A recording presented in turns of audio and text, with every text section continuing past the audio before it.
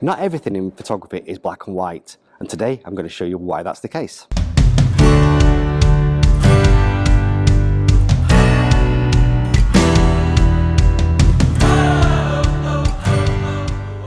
Hi, my name's Rich Dyson from Edinburgh Photography Workshop, and this is Coffee Break Photography. Well, today you can see I'm outside of the office and I'm here on a location. It's actually one of the locations I use in my switch to manual workshop, which is aimed at beginner photographers. And I'm going to show you something that you may not have quite understood about exposure, that sometimes when you set your light meter to 0, or if you shoot in automatic, if you're just pressing the button, you're not always going to get the photograph that you think you're going to get.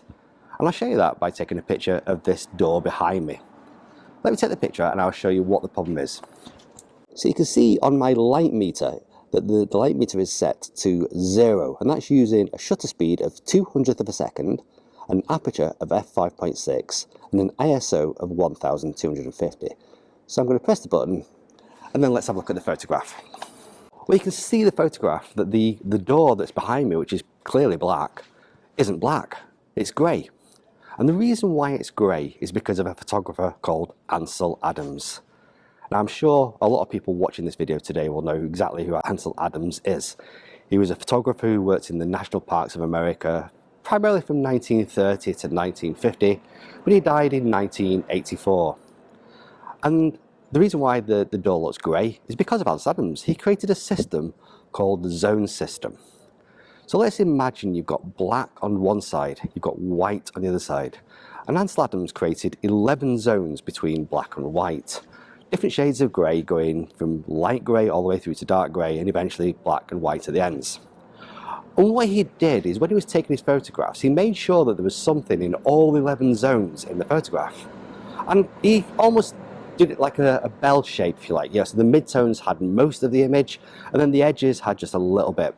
And so we get photographs like these from Ansel Adams, and you can see why people thought he was one of the best photographers in the world. After a while though, camera manufacturers started thinking about this zone system that he was doing. They thought, well, we could use some of the principles to help our photos.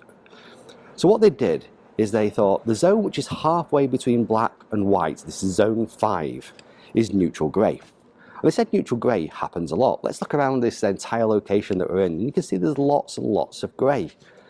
And they thought, well, if we can tell the camera what neutral grey should look like, and then we could tell that camera how to identify neutral grey, it could then tell the photographer the settings you're using right now either make that neutral grey too bright or too dark. And then we can create an auto exposure system, and that's similar to what happens today. So in principle, we are still using grey is too bright or too dark. Now that's fine, most of the pictures we take have got some grey in it, just like this location here. But it's not fine when we don't have grey, just like this black door. And so if there's no grey in the image, the camera then does another set of logic. And the next set of logic says, if I can't see grey, whatever the closest thing to grey is, I'm going to call grey. And the closest thing to grey in this picture is black. So our black has now become grey. And the way we fix this is by changing our exposure and knowing we're changing our exposure on purpose. So let's retake the photograph and I'll describe to you what I'm doing. Okay, so this time, instead of having the exposure at 0, you can see with the same settings, 1250 ISO, I'm going to half the ISO. I'm going to set that down to 640. So you can see now the light meter is at -1. If I retake the image now, we can see that we've now got black in the door rather than that grey colour. So anytime you're photographing something which is mainly black, you need to underexpose by 1 stop.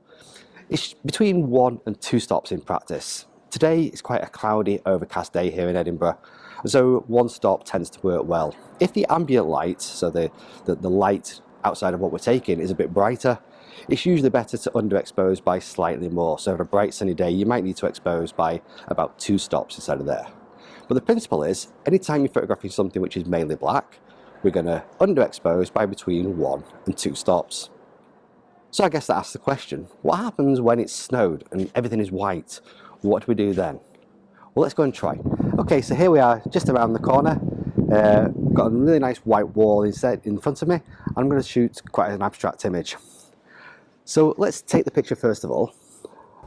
And you can see the correct settings for this picture is with the shutter speed at 800th of a second, an aperture, in fact I'm going to change shutter speed to 640th. The light's changing ever so slightly as we go in and out of cloud, so I'm going to keep it at 640th of a second, f5.6 aperture, ISO 100. Take the shot, and we can see that we've got a grey wall rather than a white wall.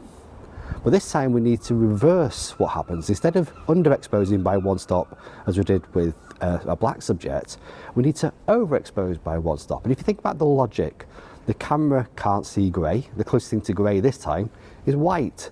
So in order to make the white, or what's now become grey, white, we overexpose by one stop. So let's do that.